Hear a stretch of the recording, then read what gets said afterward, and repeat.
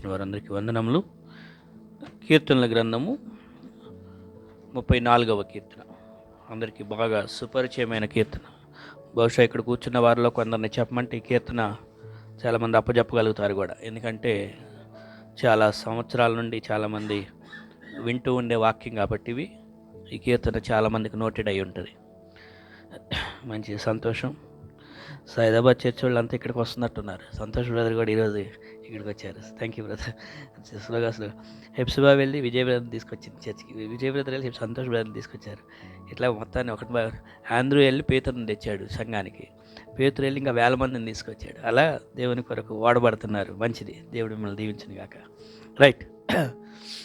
Only thing is Saidabad వాళ్ళు feel అవ్వకూడదు, అరే మరి మా వాళ్ళంతా అక్కడ పోతున్నారని చెప్పాలండి నేను. అప్పుడప్పుడు టైం వచ్చినప్పుడు మళ్ళీ కూడా వస్తారండి. రైట్. మంచిది. 34వ కీర్తన ఉత్తర ప్రత్యుత్తర రీతిగా 8 వచనాలు చదువుకుందాం. 1 నుండి 8 వరకు. నేనెల్లప్పుడూ యెహోవాను సన్నిధించెదను, నిత్యము ఆయన కీర్తి నా నోట నుండును.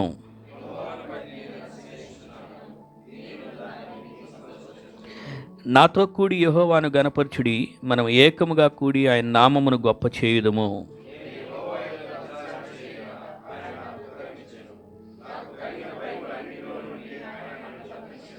వారు ఆయన తట్టు చూడగా వారికి వెలుగు కలిగెను, వారి ముఖములెన్నడను లజ్జింపకపోవును.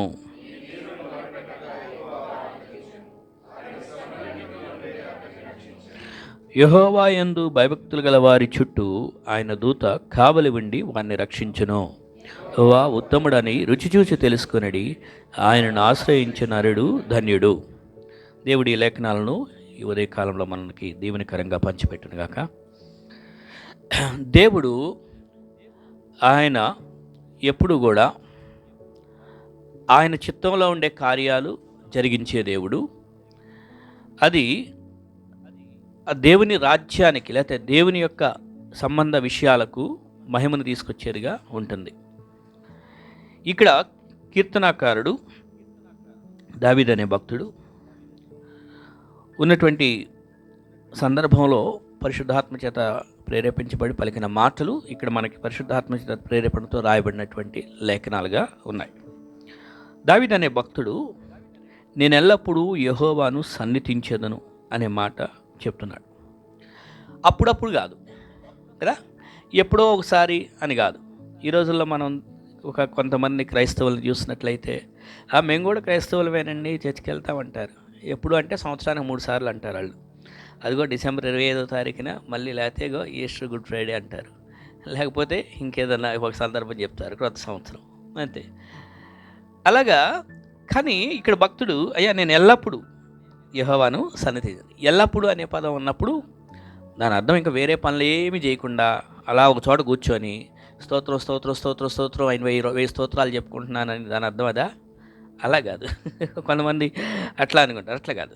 నేను ఎల్లప్పుడూ యెహోవాను సన్నిధించంటే ఆయన మానవ హృదయమైనటువంటి హృదయంలో ఆయన సృహంతా కూడా దేవుని గురించిన ఆలోచనతో ఆ థ్యాంక్ఫుల్నెస్తో నింపబడి దేవుని స్తుతిస్తూ దేవుని సన్నిధిస్తూ ఆ హృదయం దేవుని పట్ల కృతజ్ఞతాభావం కలిగి ఉండటం అన్నమాట. ఆ విషయాన్ని అంటే తన హృదయంలో ఎక్కడా కూడా ఎప్పుడు ఏం దేవుడో ఏంటో, ఇలా ఎందుకు చేశాడో ఏమో, ఏంటి ప్రభా ఏ కష్టం ఎందుకు పెట్టావు అని అలా అనుకుంటూ ఉండే మనసు కాదు. ఏం జరిగినా కూడా ఇప్పుడు ఒక సంఘటన ఎదురైందా, దేవానికి వందనాలయ్యా ఈ పరిస్థితి ఎదురైంది, అదనమాట తన వైఖరి. అందుకే నేను ఎల్లప్పుడూ యెహోవాను సన్నిధించెదను అన్నాడు. తర్వాత నిత్యమా ఎందుకు ఈ మాట చెప్పాడు? నేను దేవుని ఎప్పుడు స్తుతిస్తూ ఉంటాను అని ఎందుకు చెప్పాడు అని అంటే, ఇప్పుడు కొంతమంది చూసారా, కొన్ని చోట్ల అక్కడక్కడ ఏదో కొన్ని ప్రోగ్రామ్స్ పెడుతూ ఉంటారు. కొందరు వ్యక్తుల గురించి వాళ్ళు ఆ స్టేజ్ మీద తెగ పొగిడేస్తారు. బయటకు వచ్చిన తర్వాత మా ఫ్రెండ్ ఒకడు ఉన్నాడు, అడుగుతాడు, ఎరా వాళ్ళు ఏం ఇచ్చారు, ఎంత ఇచ్చారు, స్టేజ్ మీద అంత చెప్పేసావు, మళ్ళీ ఉదయం లేస్తే మీ ఇద్దరు అంతే తిట్టుకుంటారండి. అట్లాగంటే ఏదో పొగడత కోసం కొంత ఇచ్చి నిలబెట్టి పొగిడిస్తారు చూడండి, అట్లా కాదు. ఈ భక్తుడు అట్లా చెప్పట్లా, దేవుడు ఏదో పొగడాలి కాబట్టి పొగుడుదాము అని. నో నో నో నో దేవుని సన్నిధించే విషయంలో ఆయన హృదయమే ఆ టేస్ట్ అది చూసి. అందుకనే 8వ వచనంలో ఆయన చెప్పాడు. ఈ మాట చెప్పడానికి కారణం ఏంటంటే 8వ వచనం అనమాట. 8వ వచనంలో ఏమన్నాడు అక్కడ? యెహోవా ఉత్తముడని రుచి చూసి తెలుసుకునడి. అది ఆయన ఎందుకు చెప్తున్నాడు, నేను యెహోవాను ఎల్లప్పుడూ సన్నతిస్తాను, నిత్యం ఆయన కీర్తి నా నోటనుంటుంది అని ఇంత గట్టిగా ఇంత గట్టిగా ఇంత గట్టిగా ఇంతగా ఆయన చెప్పడానికి గల కారణం ఏంటంటే, ఇదిగో నేను రుచి చూసి తెలుసుకున్నాను. అదేంటో నాకు తెలుసు. ఆయనతో ఉన్న అనుబంధం, ఆయనతో ఉన్న సంబంధం, ఆయనతో నేను అనుభవించినటువంటి నా యొక్క జీవిత సంఘటనలు, ఆయనతో జీవిస్తూ ఉండటం ద్వారా ఆ విషయం ఏంటో నేను రుచి చూసి తెలుసుకున్నాను. కాబట్టి మీరు కూడా రుచి చూడండి అన్న విధానంలో అతడు చెప్తున్నాడు. అంతే కదా, ఏదైనా ఒక ఆహార పదార్థం, ఒక పండు, ఒక కూరగాయ ఏదైనా కూడా రుచి చూసి తెలుసుకోవాలి అన్నాడు. రుచి చూసి తెలుసుకోవటం అన్నప్పుడు ఆ రుచి అనేటువంటిది ఆ పదార్థం, ఇది తీయగా ఉంది, ఇది పుల్లగా ఉంది, ఇది వగరగా ఉంది, ఇది చేదుగా ఉంది అని రుచిని బట్టి తెలిసిద్ది. కంటికి కనబడిన దాన్ని బట్టి ఇది బహుశా తీయగా ఉంటుందేమో అని అంటామా? కంటికి కనపడిన దాన్ని బట్టి ఇదేదో కొత్త పండులాగా ఉంది, తీగా ఉందో లేకపోతే వగరగా ఉంటుందని ముందే చెప్పగలుగుతామా? అది ఏంటో మనం రుచి చూస్తూ ఉంటే దాని గొప్పతనం ఏంటో లేదా ఏ రకంగా ఉంటుంది అనేది తింటూ ఉన్నప్పుడు రుచితో బట్టి తెలుస్తూ ఉంటుంది. అదేవిధంగా దేవుని భక్తుడు కూడా ఎవరిని గురించి రుచి చూసి తెలుసుకోమన్నాడంటే ఇక్కడ యెహోవా అనే పదం వాడారు. ఎందుకంటే తన దేవుడు స్పెసిఫిక్, ఇగో ఎవరో దేవుడు అన్నట్లు జనరల్ అని చెప్పట్లా. అర్థమైందా? మన ప్రేయర్ మీటింగ్ కూడా మనం అదే చెప్పుకున్నాం. సో దేవుడు అన్నప్పుడు అక్కడ యెహోవా అనే పదం మరలా వాడాడు. ఎందుకనంటే తను ఆ దేవునితో, ఇదిగో పలానా దేవునితో నాకు పర్సనల్గా ఉన్నటువంటి సంబంధం.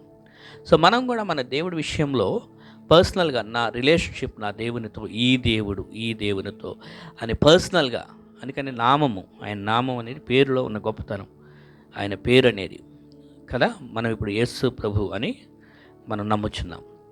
ఎందుకంటే క్రొత్త నిబంధనలో యేసుక్రీస్తు వారు కుమారుడిగా మనకి ఈ భూమి మీదకి వచ్చి చేసిన సిలువ కార్యం మనందరికీ తెలుసు. కాబట్టి కుమారుడు. మనం ప్రార్థన చేసినప్పుడు ఎవరికి చేస్తాం? తండ్రికి చేస్తాం.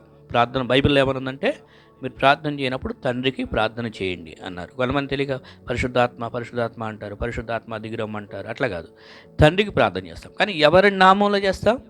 యేసు అంటే కుమారుని యొక్క నామంలో చేస్తామన్నమాట. సో ఎందుకని యేసు నామం అన్నప్పుడు ఆ యొక్క నామంతో మనకు అనుసంధానమై ఉన్నాం, ఆ నామంతో మనం కనెక్ట్ అయి ఉన్నాం. ఆ దేవుని నామం, యేసు నామం ద్వారానే కదా మన రక్షణ పొందింది. ఆ యేసు నామంలో మనం రక్షణ అనుభవించి చూసాం కదా. సో అదనమాట. ఎందుకని ఇప్పుడు రుచి చూచి తెలుసుకొనిడి అన్నాడు. ఎందుకు అంటే ఆన్సర్ కూడా ఆయనే చెప్తున్నాడు. ఎందుకంటే ఆయన ఆశ్రయించే నరుడు ధన్యుడు అన్నాడు. ఈ రుచి చూసి అన్నప్పుడు ఆశ్రయించడం అనే పదవి ఇక్కడ జోడించాడు. అంటే రుచి చూసిన వాడు ఏం చేస్తాడంటే అటాచ్ అవుతాడు. రుచి చూసిన వాడు అటాచ్ అవుతాడు, కలపబడతాడు, ఆ రుచికి అలవాటు పడ్డాడు అంటారు చూడండి. అలాగే నేను ఒకసారి నాకు తెలిసినటువంటి ఒక అంకుల్ గారిని అడిగాను, ఎందుకు అంకుల్ అది వదిలేయచ్చు కదా అని. అంటే ఆయన కొద్దిగా ఒకటి వేరే తింటూ ఉంటాడు. ఇక ఆ రుచికి అలవాటు పడ్డాక వదులుకోలేకపోతున్నానమ్మా అన్నాడు. అంటే ఆ రుచి అనేది ఆయన అట్లా ఆకర్షిస్తుందంట. అది తినకపోతే ఏంటో కళ్ళు తిరుగుతున్నట్లు అనిపిస్తుందంట. అంటే ఆయన బాడీ ఏమైపోయిందంటే ఆ యొక్క రుచిని బట్టి ఆ పదార్థానికి ఏమైపోయిందంటే అలా అనుసంధానం అయిపోయి అడిక్ట్ అయిపోయింది. అలాగే దేవుని గురించి మనము అర్థం చేసుకొని ఎక్స్పీరియన్స్ చేసిన వాళ్ళు ఆ యొక్క గొప్పతనం ఏంటో తెలిసిద్ది కాబట్టి దాన్ని వదులుకోలేం. అలాంటి వాళ్ళు అట్లా ఆశ్రయించిన వాళ్ళు అంటే మన శరీరం, మన జీవం ఆయనకి అటాచ్ అయిపోయినప్పుడు, ఆయన ఆశ్రయిస్తూ ఉన్నప్పుడు ఖచ్చితంగా వాళ్ళ జీవితం ధన్యులుగా అవుతాయి. అదే ఏదో వేరే పాన్పరగలుగా అటాక్ అయిపోయిన వాళ్ళకి ఏమైపోయింది, ఇక్కడ క్యాన్సర్ అవుతూ ఉంటాం చూసాం మనం. అది ఆ రుచికి అలవాటు పడిపోయి దానికి అడిక్ట్ అయిన వాళ్ళు అది కూడా అటాక్ చేస్తుంది కూడా. అది క్యాన్సర్ వచ్చి అనేక రకాలుగా. కానీ దేవునికి అడిక్ట్ అయిన వాళ్ళని ఏ విధమైనటువంటి హాని కలిగించదు. కానీ ధన్యుడు అన్నాడు. ఇంకా దేవునికి ఎప్పుడు అడిక్ట్ అయిన వాళ్ళు అంటే దేవునికి అలవాటు అయిన వాళ్ళు, దేవునితో సమయం గడిపేవాళ్ళు, వాళ్ళు ఎప్పుడూ అభాస పాలవరు. లేకపోతే వాళ్ళు ఇంకో మాటలో చెప్పాలంటే మేము ఇంత నష్టపోవాలి, లేకపోతే మాకు ఇదంతా కీడే జరిగిందండి అంటానికి వాళ్ళు ధన్యులు అని చెప్పాడు. చూడడానికి లోకంలో కీడులాగా అనిపించవచ్చేమో కానీ అది కీడు కాదు. దేవుని దృష్టిలో దేవుని కోసం ఆ రుచి చూసి దేవునితో అనుసంధమైన జీవితాలు అది నష్టపోవడం కాదు. అంటే దేవుని కొరకు మనం చేసే జీవితం అది గొప్ప ఆశీర్వాదం, అది ధన్యుడు. ఆ రుచిని ఎరిగినవాడు ధన్యుడు. సో ఇక్కడ ఆయన ఆశ్రయించిన నరుడు ధనుడు అని అంటే ముందు రుచి చూసినవాడు ఆయన ఆశ్రయిస్తాడని దీని యొక్క అర్థం అనమాట. ఈ విషయాన్ని గురించి ఎందుకు ఇంతగా చెప్పాడంటే మనం వచనాల్లో చదివాం. ఏమనంటే 4వ వచనంలో నేను యెహోవా యొద్ద విచారణ చేయగా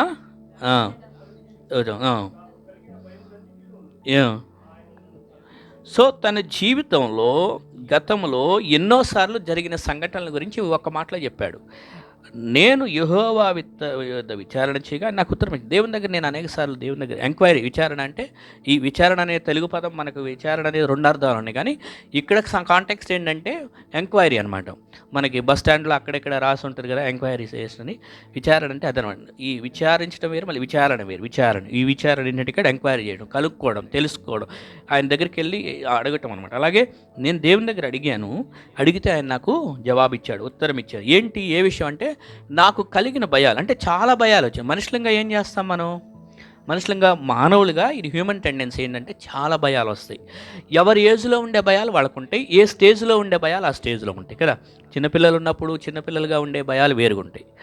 ఆ తర్వాత కాలేజ్కి వచ్చి తర్వాత జాబ్ ఇంటర్లోకి అక్కడుండే ఏజ్ అక్కడ, తర్వాత లైఫ్లో ఒక స్టేజ్లోకి వస్తూ ఉండగా every stage has its circumstances. ప్రతి స్థితిలో కూడా వాటి యొక్క పరిస్థితులను బట్టి, ఆ పరిస్థితుల్లో మనకు ఎదురుతున్న విషయాలను బట్టి భయము అనేది కామన్గా జరుగుతూ ఉంటుంది.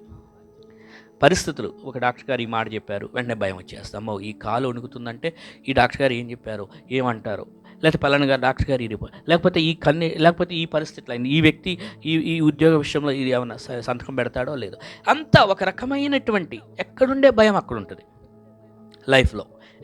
ఎవ్రీ సిచ్యువేషన్లో ఎక్కడుండే టెన్షన్ అక్కడ ఉంటుంది. అందుకనే ఈ భక్తుడు ఏమంటున్నాడంటే సింపుల్గా ఎక్కడ కూర్చొని వాటి గురించి చింతిస్తూ కూర్చుంటే కాదు కదా. అందుకనే నాకు కలిగిన భయాలన్నింటిలో నుంచి నేను ఆయనకు మొరపెట్టుకున్నాను. ఆయన దగ్గర విచారణ చేయగా ఆయన నాకు కలిగిన భయములన్నింటిలో నుంచి నన్ను, ఫస్ట్ భయంతోనే కదా ఏదైనా కూడా, ముందు కార్యం జరగని తర్వాత విషయం భయపడటం, అదే సాతానుడు ఉపయోగించుకునేటువంటి గేమ్ అనమాట. సాతానుడు మన మైండ్లో ఏం చేస్తాడంటే భయము అనేది ఉపయోగించుకుంటాడు. బాగా భయపెట్టేశాడు అనుకోండి, ఇంకా ఎంత పెద్దోడైనా కూడా ఏం చేయలేడు కదా. భయం అనేటువంటి ఎక్కువ ఉన్నప్పుడు ఆ భయంతో ఎంత బలాఢ్యుడైనా కూడా బలహీనుడిగానే అయిపోతాడు, ఎంత ధైర్యవంతుడుగానే అధైర్యవంతుడుగానే పిలువబడతాడు. కానీ ఇక్కడ భయం అనేటువంటిది సాతానుడు ఉపయోగించుకుంటాడు. కాబట్టి ఇక్కడ భక్తుడు ఏమంటాడంటే నాకు వచ్చిన భయాలు అయితే ఉన్నాయి, సాతానుడు వాడు అటాక్ చేయాలని చూశాడు, ఆ రిపోర్టు ఈ రిపోర్టు, ఆ సిచ్యువేషను ఈ సిచ్యువేషన్ ఎన్నో చుట్టుప్రక్కల. బట్ ఒక విషయం, నేను వీటన్నిటిని తీసుకెళ్ళి దేవుని దగ్గర పెట్టాను. అయ్యా నా పరిస్థితి ఇది, నువ్వు చూసుకో అని నాదంతా ఆయనకు అప్పగించా. ఆయన చూసుకున్నాడు. అది నేను రుచి చూశాను నా జీవితంలో, మీరు కూడా రుచి చూస్తే అంతే అని భక్తుడు ఈ విధంగా చెప్తాడు. కాబట్టి లైఫ్లో ఏ సిచ్యువేషన్ ఎదురైనా, ఈరోజు మనకి ఏ సిచ్యువేషన్స్ జరుగుతుందో మనకు తెలియదు, కానీ ధైర్యంగా ఆయన దగ్గర మొరపెట్టుకొని ఆయన దగ్గర విచారణ, అయ్యా ఈ సంఘటన నీ దగ్గరికి తీసుకొస్తున్నా, నీ పాదాల దగ్గర పెడుతున్నా, నీ దగ్గర నేను ఆధారం, ఎందుకంటే యెహోవాను ఆశ్రయించిన నరుడు అన్నాడు.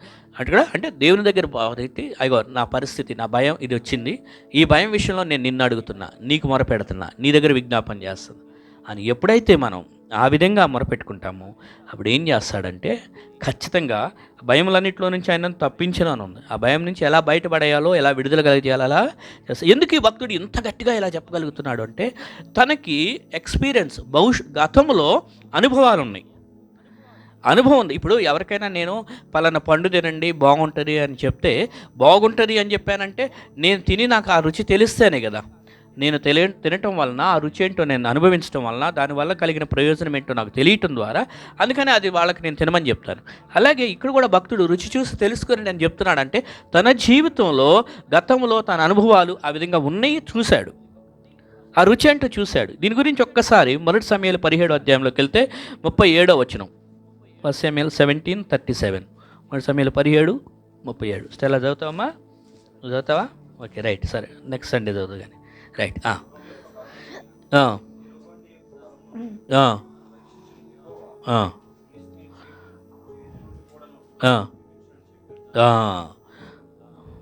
చాలండి. సో ఇక్కడ భక్తుడు దావీదు అప్పటికి ఇంకా టీనేజ్లో అంటున్నాడు. ఓకే, ఈ కీర్తన రాసే సమయానికి చాలా వయసు పెద్దదైంది, పెద్ద వయసుకు వచ్చాడు. కానీ అక్కడ 1 సమూయేలు 17వ అధ్యాయంలో రాజు అయిన సౌలు మాట్లాడుతున్న సందర్భం అది 17వ అధ్యాయం. అప్పుడు మాత్రం ఇంకా జస్ట్ టీనేజ్ బాయ్గా ఉన్నాడు. ఓకే, జస్ట్ ఒక టీనేజ్ బాయ్గా, ఒక కౌమార దశలో ఉన్న పిల్లోడ్లాగా ఉన్నాడు. ఆ పిల్లోడ్లాగా ఉన్న ఆ దావీదు సౌలు రాజు దగ్గర నిలబడి 37వ వచనంలో ఏమన్నాడు, అయ్యా దేవుడు నన్ను ఏం చేశాడు, ఎలుగుబంటి నుండి. సో ఇక్కడ అయ్యా నేను గతంలోనే నా శక్తి చేత ఇలా తప్పించబడ్డాను, నాకు ఇంత గొప్ప శక్తి చేశాను అంటున్నాడా? కాదు. ఆయన చెప్తున్న ఫ్రీక్వెంట్ వర్డ్స్ చాలా డిస్క్రిప్షన్ చాలా బాగుంది. ఏమని? మరొకసారి అవచనం చదవండి. మరొకసారి స్టార్టింగ్ నుంచి అవచనం.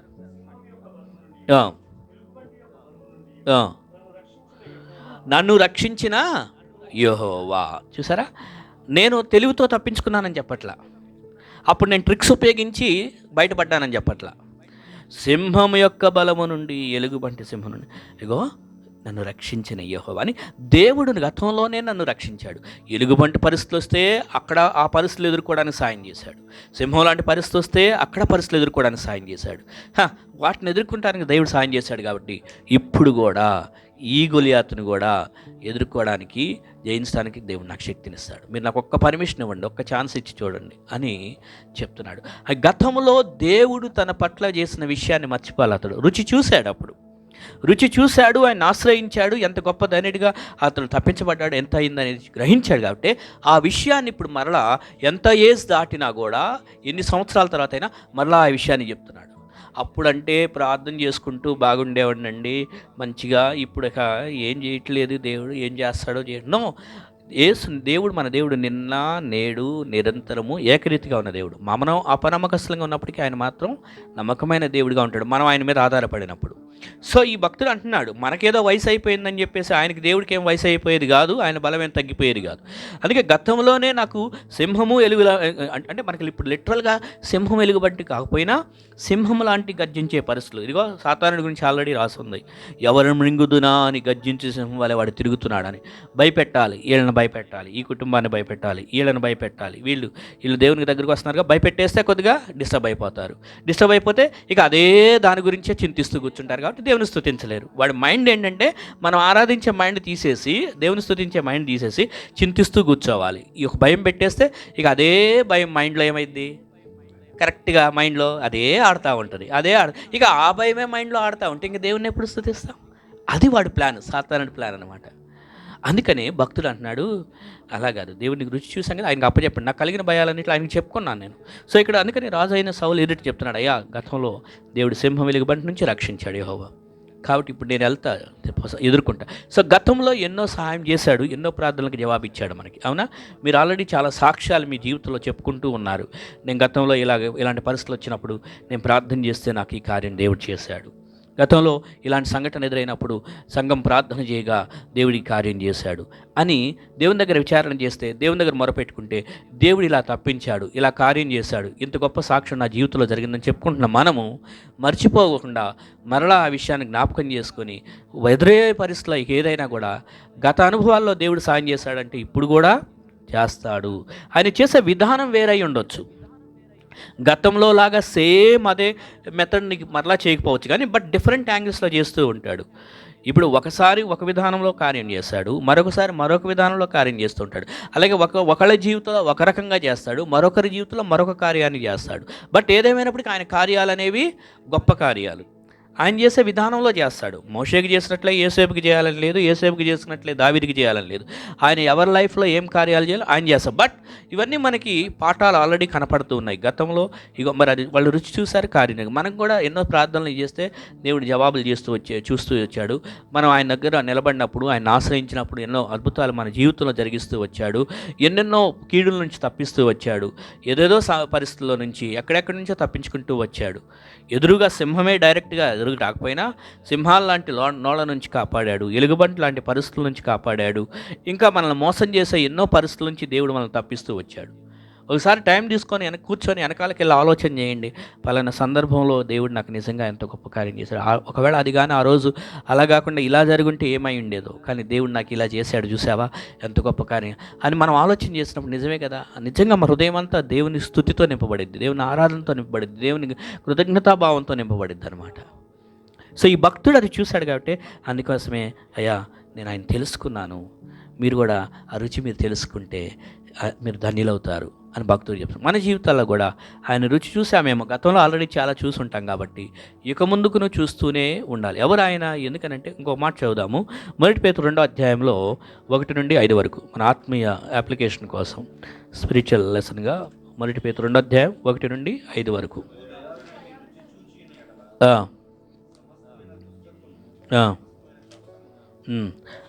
సో మొదటిగా ఏమని రుచి చూస్తుంటేనంట, దేవుడు దయాళుడని మీరు రుచి చూసి ఉన్నాడలా అనే పదం వాడటం జరిగింది.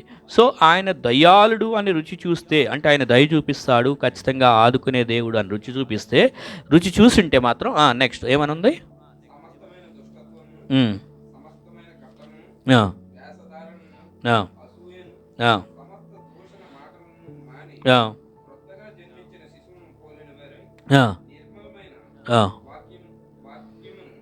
వాక్యమను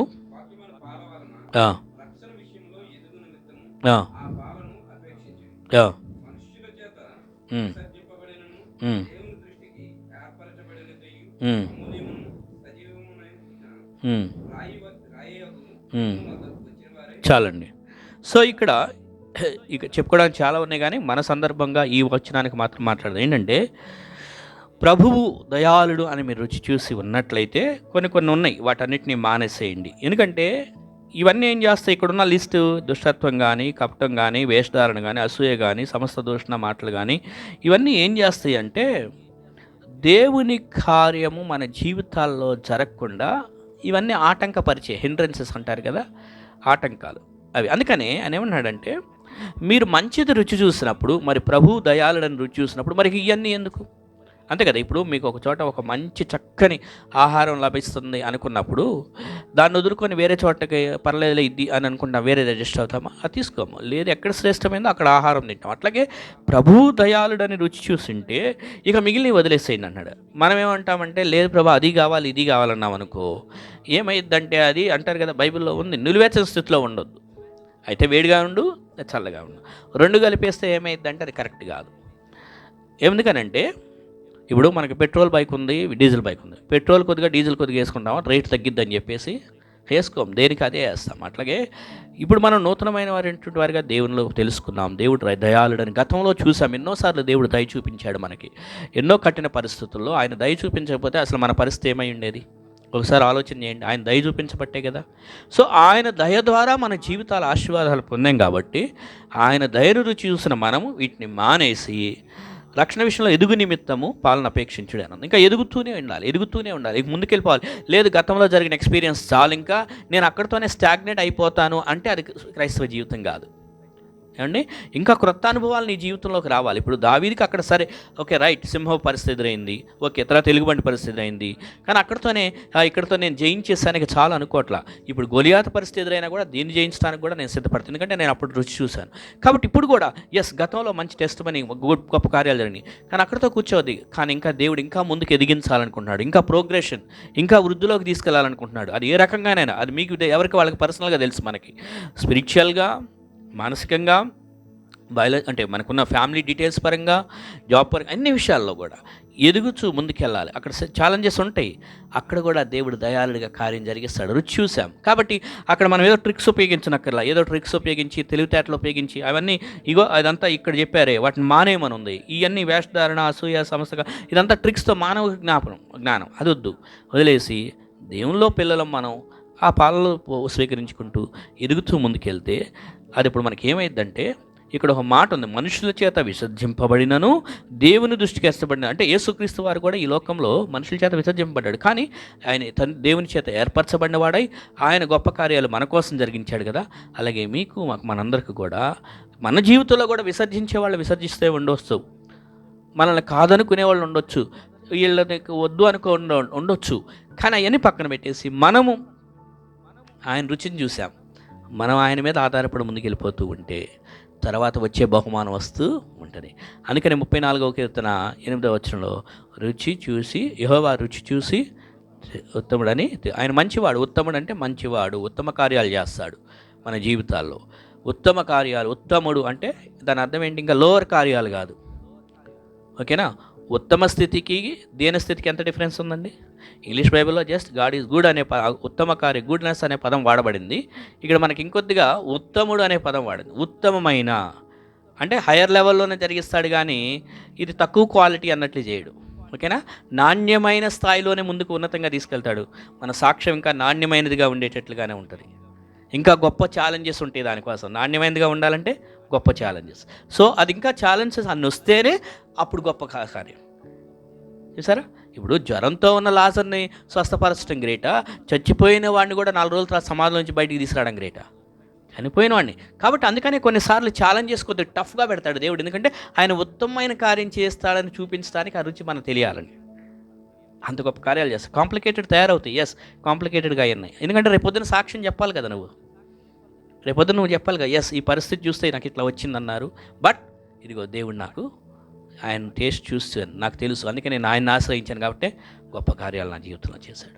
ఇక నాకు కలిగిన భయములన్నింటి నుంచి ఆయన తప్పించాడు అనే ధైర్యంగా ఉందాం. భయపడుతూ కూర్చోవద్దు. దేవుని మీద ఆశ్రయించిన వాళ్ళు భయపడుతూ కూర్చోవద్దు, కానీ దేవుని స్తుతిస్తూ ఆరాధిస్తూ మన జీవితాన్ని గడుపుతాం. అటువంటి కృప దేవుడు మనకి దయచేయను గాక. ప్రేమ నమ్మకం గల మా ప్రియ పరలోకపు తండ్రి, పరిశుద్ధమైన దేవా, ఈ ఉదయకాల సమయాన్ని బట్టి నీకు వేలాది స్తోత్రాలు దేవా. నేటి దినమున పాటలతో నిన్ను ఆరాధించుకునే అవకాశం ఇచ్చావు, అలాగే 2 వాక్యాలు వినే అవకాశం ఇచ్చావు. అయా తల్లి గర్భంలో నుంచే నువ్వు ఎన్నుకున్న దేవుడవు, నీకు స్తోత్రాలు. మరి మేము నిన్ను గుర్తెరిగిన వారమై మా జీవితం నువ్వు సంకల్పించావని తెలుసుకొని నీ ఉద్దేశాల నిమిత్తం మేము జీవించడానికి సహాయం చేయండి. అదేవిధంగా రుచి చూసి నీ గొప్పతనాన్ని తెలుసుకుంటున్న మేము నిన్ను ఆశ్రయించి ధన్యులంగా ఎల్లప్పుడూ జీవించడానికి సహాయం చేయండి. ఏ వయసులో ఉన్నా, ఏ సందర్భాల్లో ఉన్నా అన్నిటికీ చాలిన దేవుడవు నీవు. కాబట్టి నిన్నే ఆశ్రయిస్తూ మా యొక్క సమస్త విషయాలు నీ దగ్గర మేము ఎంక్వైరీ చేయడానికి సహాయం చేయండి. మాకు కలిగిన భయములన్నింటిలో నుంచి తప్పించే దేవుడవు నీవు. ఏ భయంతో కూడా ఉండకుండా, భయం అనే తలంపు మాలో సాతానుడు ఆక్యుపై చేయకుండా నీ యొక్క వాక్యముతో, నీ వాగ్దానముతో మా హృదయం నింపబడటానికి సహాయం చేయండి. ధైర్యం దయచేయండి. ఇక్కడ చేరువచ్చిన వారందరికీ ప్రత్యేకించండి. ఎస్తర్ రాణి సిస్టర్ గారి యొక్క మేనమామ గారు, నరసింహ గారి కొరకు ప్రార్థన చేస్తున్నాం. అయ్యా రక్షణ లేకుండా ఉన్నారు. ఇప్పటికైనా ఒక అవకాశం తను అంగీకరించడానికి సహాయం చేయండి. యేసుక్రీస్తు నిజమైన దేవుడి రక్షణను అంగీకరించి తన కుటుంబ సభ్యులు కూడా రక్షణ పొందడానికి సహాయం చేయండి. అలాగే హాస్పిటల్లో ఉంటుండగా ప్రభా, మీరే ఈ పరిస్థితిలో డాక్టర్స్కి మంచి జ్ఞానం ఇవ్వండి. ఏ ట్రీట్మెంట్ చేయాలనే దాని గురించి స్వస్థత దయచేయండి. అలాగే ప్రకాష్ బాబు గారి యొక్క తల్లిగారి కొరకు ప్రార్థన చేస్తున్నాం. దానమ్మ గారు, అయ్యా తను కూడా మోకాళ్ళ నొప్పులతో బాధపడుతుందని విన్నాం. తనను మీరే ముట్టి మీ స్వస్థతను దయచేసి నీ శక్తిని దయచేయండి. ఎఫ్సిబా కొరకు ప్రత్యేకంగా ప్రార్థన చేస్తున్నాం తండ్రి. తన జీవితంలో నువ్వు కలగజేసిన గొప్ప ఉపకారమును బట్టి నీ స్తోత్రాలు. అయ్యా ఇప్పుడు ఎదురయ్యే సవాళ్ళన్నీ కూడా రేపు గొప్ప సాక్ష్యంగా ఉండబోతున్నాం మేము నమ్ముచున్నాం. నీవే సేఫ్ డెలివరీ దయచేయమని కోరుచున్నాం. అదేవిధంగా తండ్రి మినిషి కాలేజ్ సీట్ కొరకు ప్రార్థన చేస్తున్నాం. అయ్యా ఎక్కడ కాలేజ్ రావాలో నీ చిత్తంలో ఉన్న స్థలంలో తనకు కాలేజ్ సీట్ దయచేయమని మినిషి కొరకు ప్రార్థన చేస్తున్నాం. రాణి సిస్టర్ గారికి అమ్మగారు, నాన్నగారి కొరకు ప్రార్థన చేస్తున్నాం. పెద్ద వయసులో ఉంటుండగా తండ్రి, వారికి ఇంకేమైతే హెల్త్ పరంగా ఇష్యూస్ ఉన్నాయో వాటి విషయంలో నీ కాపుదల దయచేసి నీ యొక్క బలమును వారి శరీరాలకు దయచేయమని కోరుచున్నాం. అలాగే ప్రభు ఇక్కడ చేరువచ్చిన వారందరూ, సంఘ సభ్యులందరి కొరకు ప్రార్థన చేస్తున్నాం. వారి యొక్క కుటుంబ ప్రతి పరిస్థితిని మీరు జ్ఞాపకం చేసుకోనండి. ఎవరు ఉద్యోగాల నిమిత్తం ఏదైనా సమస్యలు ఎదుర్కొంటుంటే ఆ స్థలాల్లో నీ కార్యం జరిగించండి. ఎవరు ఇంకేదైనా కుటుంబాల్లో ఇంకేదన్నా సాతానుడు కలిగేసిన అలజడులు ఉంటే ఆ అలజడుల్లో నీ శాంతి సమాధానం వారికి దయచేయండి. ఫైనాన్షియల్ మ్యాటర్స్లో కూడా ప్రతి ఒక్కరిని కుటుంబాన్ని నువ్వు ఆదుకోనండి. ఈరోజు ఎవరైతే రాలేకపోయారో వారికి నీ యొక్క కృపాద్వారాలు తెరవజేసి మరొక అవకాశం దయచేయండి. అలాగే నీ బిడ్డలు ఇచ్చిన కానుక నీ యొక్క మహిమాత్రమే వాడుకొని వారికి రావాల్సిన ఆశీర్వాదాలు మెండుగా ప్రతి ఒక్కరికి దయచేయమని కోరుకుంటూ, నీ చిత్తమైతే వచ్చే ఆదివారం మేమందరం కలుసుకోవడానికి మీ అందరికీ మాకు అవకాశం దయచేయమని, మరలా మేము తిరిగి కలుసుకునేంత వరకు కూడా నీ పరిశుద్ధాత్మ కాపుదల, దేవదూతల సంరక్షణ, కుమారుని సహవాసం, పరలోకపు తండ్రి ప్రేమ ఇప్పటికీ సదాకాలం నుంచినట్లు చేయమని మా ప్రియ రక్షకుడైన యేసు నామములో ప్రార్థించి వేడుకొనిచున్నాం తండ్రి. ఆమేన్. ఆమేన్. అందరికీ వందనాలండి.